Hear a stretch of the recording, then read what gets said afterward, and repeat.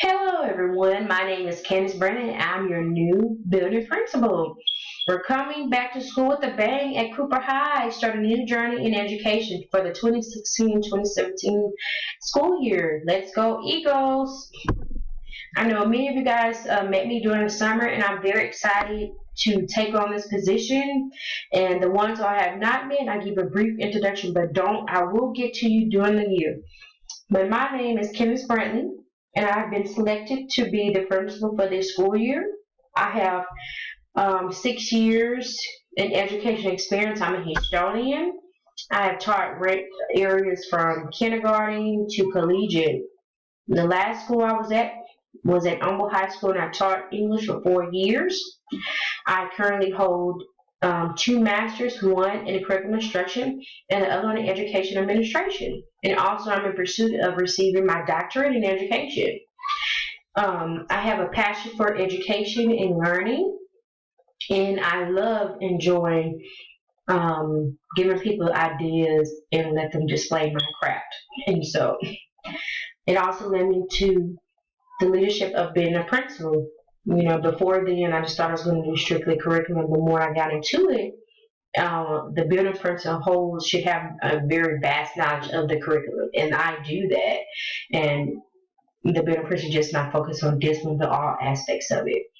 And I have also was the student council advisor for 4 years while I was at Humble, and it helped me prepare for the meeting issues and the many tasks that will come at hand. Because if anyone knows about student council, we do so many things on campus, and it reflects on what the principal does as well. Have so many tasks to do at one time. And many of you may ask, why did I take on this position? The reason why I took on this position as a first year principal, because I want to give back to when I was in high school, the impact that my principal, my teachers, my counselors made. We had many similar issues that was going on at Cooper High, and I wanted to be that voice of reasoning and advocate for the teachers and the student. So that's the reason why I chose to take this job, and I'm up for it. Can't wait. Okay, let's continue. I want to get to know about you guys. I feel like it doesn't have to always be personal, but we should get some insight about each other. So I'd like to start with this activity called Good Things. I know we have many good things to talk about, but I want to talk about 3 essential things. The first question is, what good things happened to you this summer? What are good things that are in place? And what are good things you would like to see in the school? So I will start it off, and then after I finish, anyone can come in and give their insight and anything like that. Okay, good things about me. I have 4 beautiful children, 3 girls and 1 boy. My oldest is Mason. He's 8 years old. He's a super track star, football player and all that. He's very athletic, and he's also gifted and talented. I believe extracurricular activities should focus on enhancing academic achievement. Also have my next one. My oldest girl is Madison. She's 5 years old. She's a gymnast. She's very exciting. She's very much like me. I love her to death, and she's just so enthusiastic about school, and I'm ready for the challenge. The next is my middle child, Morgan. She's 2, so that terrible 2 stage, but she's so sweet and very smart, and we just love her to pieces as well. And then the last one is my little chum, Megan. She just turned 1. This is the last child I have. 4 is enough, and we really enjoy all the kids, and it's never a dull moment at our house. And last but not least is my husband, Nick. We have been married for 4 years. Something unique about him, he's from the island of Dominica, and he's very supportive in what I do, and I'm very supportive of what he does. I have a very supportive family, and I also have a family of educators in my background. You'll be seeing these guys on campus a lot because I feel my children are a reflection of me, and you guys become my family, so I'd like to introduce you to my family. So it could all intertwine as being one family. Good things on campus I've seen. I love the family-friendly environment. When I walked in, the front desk was well organized, under control. She gave me the information I needed, asked for proper identification for me to enter the building. Well, now let me enter the building until I had that. Once I entered the building, I walked around campus. It was pretty much clean. Um, I walked into the teacher's classroom. Everyone was teaching, very friendly when I walked in there. Very positive atmosphere. I love that issue. I love the family-friendly environment. Excuse me. Okay, also when I saw a lot of grade level planning. I love that you guys collaborate with each other and get together on grade level teams for your next lesson. And also I saw a positive relationship with students. Love that teachers were able to have discipline issues settled within the classroom, not having the principal come in for every little thing, but they were able to solve the issue with them because they were able to build, because they have a positive relationship with the student. That's why it was able to get done. And lastly, dedication to education. I saw many teachers going over the mile for their students, saw secretaries giving the teachers what they needed. I really enjoyed that. So many teachers staying after school, giving extra support for preparation for the STAR. Teachers meeting with students during their lunch period and their conference periods. I really do enjoy that, and I would like to keep these things intact and hope we can continue these things as we progress into a new school year. Some things that I saw that I would like to see in the future. More professional development. I'm a strong believer in professional development. We're ever in the teaching field, we are ever learning about everything. Education is constantly changing, so we need to keep up with the times in different strategies, methods, and things that are used in the classroom. And also the course curriculum and collaboration and planning. What I mean by that is, for example, history and English collide very much so. Most of the time when you're reading English, it has to do with something that's happening in history during that time period. So if you can collaborate with each other, saying, okay, this time I'm talking about the Harlem Renaissance. So we can discuss with the English department things that they're reading during that time period. And they can be more effective when teaching lessons. Like, oh, okay, I remember that in English. Or, oh, okay, I remember that in history. So we can combine those two when we're creating our lessons. Not all the time, but I feel like when we are teaching important elements in our lessons, we need to focus on how can this be transpired through other subjects.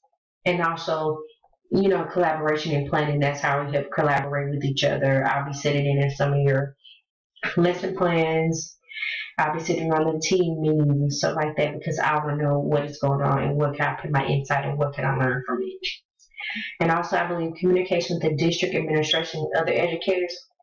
The district, they know our areas that we need, but they're not hearing our voice. So we are the voice of reasoning for our students, and I'm going to communicate with them and tell them the things that we need in place for the school to be successful. So we need to communicate with each other so I can communicate to the administration building.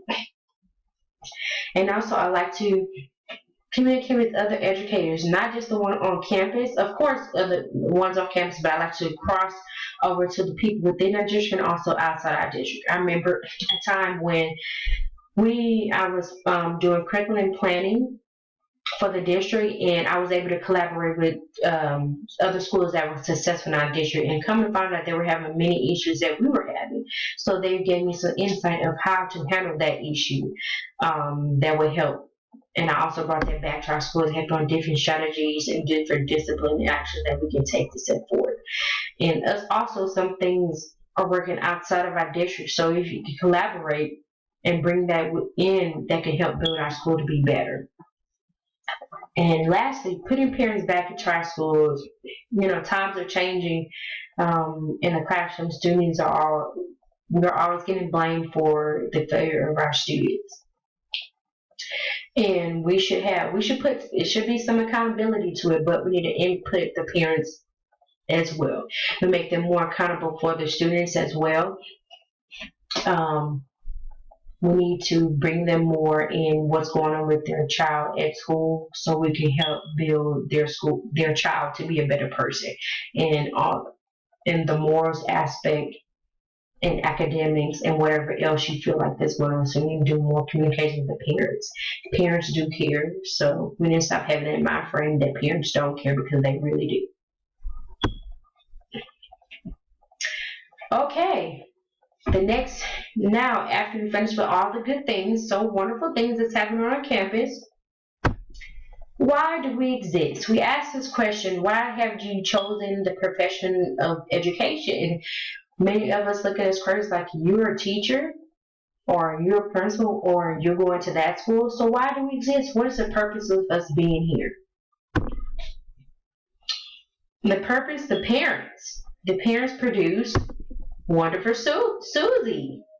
Once the parents produce wonderful Susie, Susie has to go somewhere after daycare, so where she's going to go.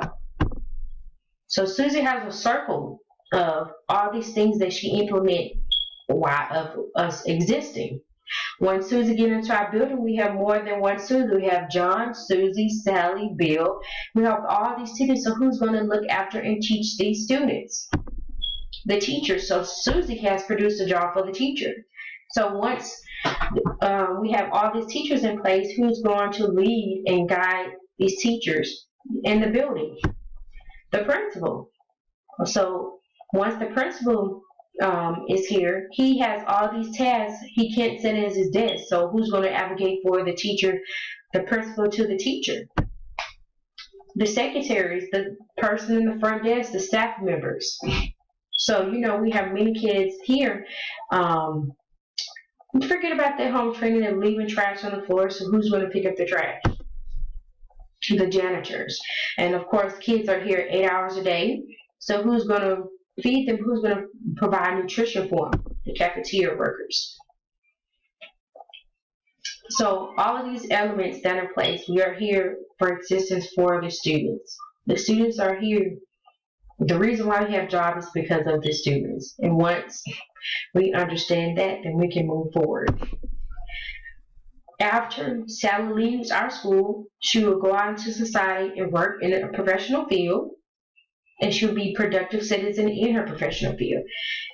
And she can bring all those aspects back to her community to build her community better. So our existence is centered around students. Students are the reason why we're here. Everything is centered around the students, including the parents. The parents are centered on the students. Everything that the parent does is for the students. Everything that the teacher does is for the students. Everything the principal does is for the students. Our existence is for the student. So we have to remember and understand this is why we decide to become an educator in the educational field for the students. Okay, once we understand our existence, now we can define our purpose. Our purpose is to provide a safe environment for students to learn and evolve into a productive citizens in a global society. We're producing citizens that will be effective for our future, for our tomorrow, because these students are going to become adults, and then eventually they're making decisions for our welfare in there as well. Okay, so now we understand our existence and our purpose. Now we're going to understand our expectations. Okay, my expectation for the school year is attendance. At school is resigned Monday through Friday, 7 a.m. to 3 p.m. Teachers, we have to be here to support our students. Our existence, our job description is for the students. I understand that we have issues of personal family, things that we need to take care of. But if we can make it, we need to come here every day. I'm going to be looking at attendance, and if I see a reflection of attendance, I'm going to ask you personally, if there's anything I can do to help you to be in school. School hours are from 7 a.m. to 3 p.m. So that means that everyone is in place in their classroom or on duty at 7 a.m. So that means you have to at least arrive 10 minutes early to be in place of where you're supposed to be at. And then school ends at 2:45, but teachers are not able to leave until 3 p.m. We have to make sure that students are safely out of the building and the building is clear, and any issues that we need to resolve needs to be done by 3 p.m. I understand that we are rushing out of here especially on Friday. But remember, school ends at 3 p.m. for teachers. My expectation is to see effective instruction. We're here Monday to Friday, like I said before. So that means we have effective instruction. We don't want to waste your time. We don't want to waste the students' time. So we have to make sure that everything that we do is effective in our students' learning. And also, you have to be teachable. What I'm teachable. I'm a strong believer in professional development, and I know I have teachers here that have been teaching longer than me, but society changes, students change, the whole aspect of education is constantly changing, so you have to be able to be teachable and adapt to those changes. And also professionalism. Professionalism is key. Turning assignments on time, having a dress attire appropriate for school, also being very careful on social media. I understand that after hours of school, you are willing to do what you will, but also remember that things that you post or do outside of the school is reflected back on the school. So you can have fun, but make sure that you keep it in a professional way, because remember that consequences will follow if those actions are violated. And also, we have to have effective communication among staff and parents. Like I said before, you're excellent and family friendly, but we have to continue the communication between staff and parents. More phone calls. We're going to have phone calls, logs, and all those essential elements to make our school better. So we all have to work together in making these things possible.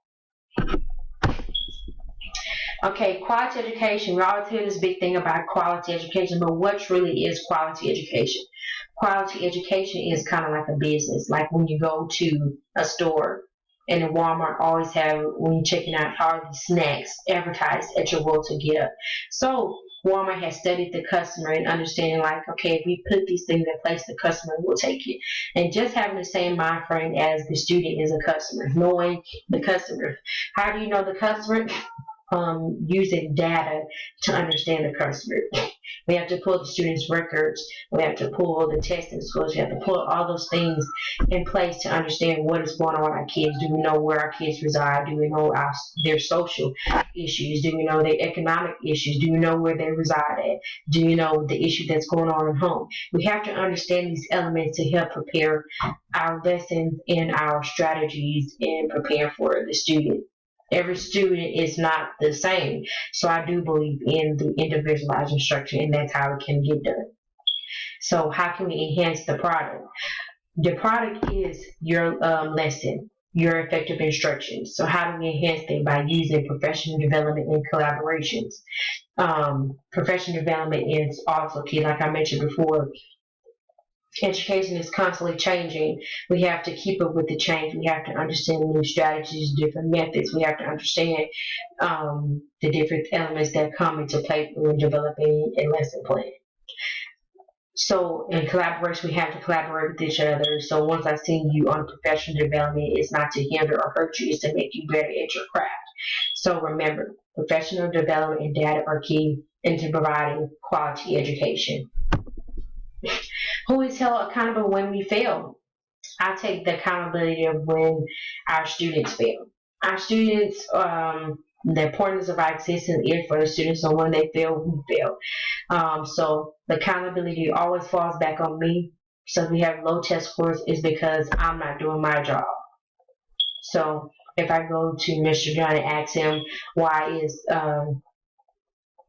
is Devon failing your class, I need to see where the records or where the things that you are in place of helping the student not to fail. So I'm taking the accountability of looking for those resources and figuring out why is Devon failing. So once I take the accountability on me, I will prepare to see all the things I need to in place to help the teacher to be strong in their craft and helping any issues that's going on to help improve their skills. Why is education important? Students always hear, I don't need an education. I can go be a rapper or a professional ball player. But I always tell the students it's a slim chance of that happening. So what is your B plan of getting this to happen? So we need to have this advertising as why is education important. So that's why we need to have a strong relationship with parents, because parents need to be included in the students' education to help promote the importance of education. These kids are not like how we were 10, 15 years ago. They have a different mind frame, so we need to promote this education important by involving the parent, staying in contact with them, getting them involved, having more conference with them, make sure there are elements in their students' learning. And also, you have to preach to the students why education is important because they can benefit them in their community through investment. Once they leave Cooper High School, they'll go off to college and then they'll find a productive job, then they'll find a home from the community where they came from, and then they may open a business. So they're investing into their community to make it better. So once their community is better, the schools will be better, our jobs will be better, everything will be better. Okay, coming to an end, the philosophy. My philosophy of education also is coming by receiving a quality education that is centered on utilizing data and effective and meaningful professional development and emphasize the importance of education by accountability and the supports of parents to help shape productive citizens that invest and expand their community. All those elements I mentioned before, that's why I truly believe that education is whole, and that's my philosophy of education. Our mission to provide a pathway for opportunity for our students. Our vision, better lives, better family, better progress for a better society. Thank you for continuing another year under new leadership. I know change is difficult, but we all have to adapt to changes and challenges our school faces. Let's start this new education journey together. I believe in us, and I feel like we will succeed and we overcome all these challenges and this bad reputation that we have. We will uplift the new society, and we'll build a better reputation and for our school. Before we leave, I would like to give you this quote: education is our passport to this future. For tomorrow belongs to the people who prepare for it today. Malcolm X. Have a great, excellent year. I will be walking around collaborating with you guys on different things that we need to do. Have a great year.